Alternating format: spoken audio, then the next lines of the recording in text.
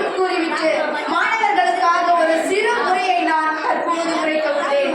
ராமலிங்க அடிகளார் அவர்கள் தன் தாய் தந்தைக்கு 4ஆம் பிள்ளையாக பிறந்து தன் அண்ணன் சபாபதி பிள்ளை அவர்களுக்கு பதிலாக சொற்பொழிவு ஆற்றச் சென்றுதான் தனது பெயரை பிரபலமாக்கி வரலாறாக மாற்றிக் கொண்டவர். இதுவே இவரின் வாழ்க்கைக்கான பெயருக்கான ஒரு சுருக்க கதையாக விளங்குகிறது. மாணவர்களுக்கான ஒரு சிறிய உரை என்னவென்றால், ஒவ்வொரு மாணவர்களும் கல்வி தகுதியில் மேம்பட வேண்டும், தன் பேச்சாற்றலில் மேம்பட வேண்டும் என்பதுதான் எனது குறிக்கோளாக ஏற்றுக்கொண்டு பல்வேறு மேடைகளில் பேசிக் கொண்டிருக்கிறேன். என் தமிழுக்காகவும் என் மாணவ செல்வங்களுக்காகவும் என் உயிர் உள்ளவரை இந்த குரல் கேட்டுக்கொண்டே இருக்கும் என்பதை வேலையில் பதிவிட்டுக் கொண்டு, எனைத்தானும் நல்லதை கேட்க, எனைத்தானும் நல்லதை கேட்க, அனைத்தானும் ஆன்ற பெருமை தரும் எனும் திருவள்ளுவரின் வாக்குப்படி அந்த பொருளுக்கான விளக்கம் என்னவென்று தெரியுமா?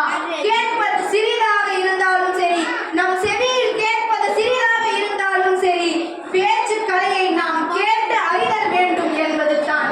நான் இந்த வேளையில் இக்குறளை எதற்காக பதிவிடுகிறேன் என்றால், ஒவ்வொரு பெற்றோர்களும் சரி, மாணவர்களும் சரி, மற்றவர்கள் பேசுவதை தனது செவி வழியாக கேட்டு அதை தன் வாழ்க்கையில் பதிவிட்டுக் கொள்ள வேண்டும் என்பதுதான். மாணவ செல்வங்களே, நமக்கு பாத்தீங்கன்னா ஆசிரியர்களுக்கிட்டவும் நம்மளால பாத்தீங்கன்னா அழகா போயிட்டு உட்காந்து எல்லா விஷயங்களையும் சொல்ல முடியாது, நண்பர்கள் கிட்டவும் சொல்ல முடியாது, பெற்றோர்கள் கிட்டவும் சொல்ல முடியாது. நான் பெற்றோர் எல்லாருக்கிட்டையும் வேண்டி கேட்டுக்கிறது ஒன்னே ஒண்ணுதான், தன் குழந்தை என்ன கூறுகிறது என்று கேட்டு தன் குழந்தைக்காக நாள்தோறும் 1 மணி நேரம் செலவு செய்வதில் நாம் ஒன்றும் தோற்று போவதில்லை. நம்ம பிள்ளைகிட்ட நம்ம போயிட்டு குழந்தை பேசுறதை கேட்கும் போதுதான் அவங்களுடைய மனசுக்குள்ள இருக்கிறது வெளியே வரும்.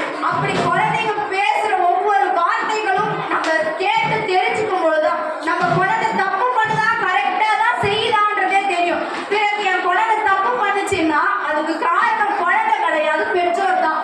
எதுக்காக சொல்றேன்னா, நீங்க அந்த குழந்தைக்கு உங்களுடைய மணித்துளிகளை செலவழிக்காததான் முக்கியமான காரணம். இதை எந்த ஆசிரியரும் பெற்றோர்களுக்கு சொல்றது கிடையாது. முக்கியமா நான் ஒன்னே ஒண்ணு சொல்றேன், ஆசிரியர்களாக இருந்தாலும் சரி, பெற்றோராக இருந்தாலும் சரி, மாணவர்களுக்கு கல்வியை போதிக்குவதை விட வாழ்க்கையின் நெறிமுறைகளை போதித்து பாருங்கள். உங்களின் பிள்ளையோ உங்களின் மாணவ செல்வங்களோ கல்வியில் மேம்படுவது முக்கியம் அல்ல, ஒழுக்கத்தில் மேம்படுவது தான் முக்கியம். ஒழுக்கம் விழுப்பம் தரலாம் என்று அன்றே திருவள்ளுவர் போதித்துள்ளார். அன்று திருவள்ளுவர் போதித்தது ஒழுக்கத்திற்காக மட்டுமல்ல, சமூகத்தில் வளரக்கூடிய ஒவ்வொரு மாணவரும் ஒழுக்கத்தில் மட்டுமே மேம்பட வேண்டும் என்ற நோக்கத்தில் கல்வி செல்வமானது 2வது தான், ஒழுக்க செல்வமே முதல் செல்வம் என்ற நோக்கில் தான் அன்று திருவள்ளுவர் கூறியிருந்தார். எனவே நான் வேண்டி கேட்டுக்கொள்வது, ஒவ்வொரு பெற்றோர்களையும் தன் பிள்ளைகளை ஒழுக்கமாக வளருங்கள். இந்த சமூகம் நாம் வெறும் தரம் கெட்டு சீர்தாழ்ந்து போயிருக்கிறது. பாலியல் என்று நம் சமூகம் சீர்திருட்டு போகிறது. எனவே மாணவ செல்வங்களிடம் தன் மணித்துளியை செலவழித்து குழந்தைகளிடம் அவர்கள் கருத்தை கேட்டறிந்து நீ வளர வேண்டும் என்ற நோக்கில் இருக்கும் ஒவ்வொரு குழந்தையும் நன்றாக படியுங்கள் என்று கூறுவதை விட நல் ஒழுக்கத்தோடு வளர என்று கூறுங்கள். அனைவரும் தமிழுக்காகவும் சற்று குரல் கொடுங்கள் என்று வேலையில் நான் வேண்டி கேட்டுக்கொள்கிறேன். எதற்கென்றால், நம் மொழியானது தற்பொழுது நாளுக்கு நாள் கெட்டுக் கொண்டிருக்கிறது. தமிழ் மொழி பேசும் இடங்கள் குறைவாக உள்ளது.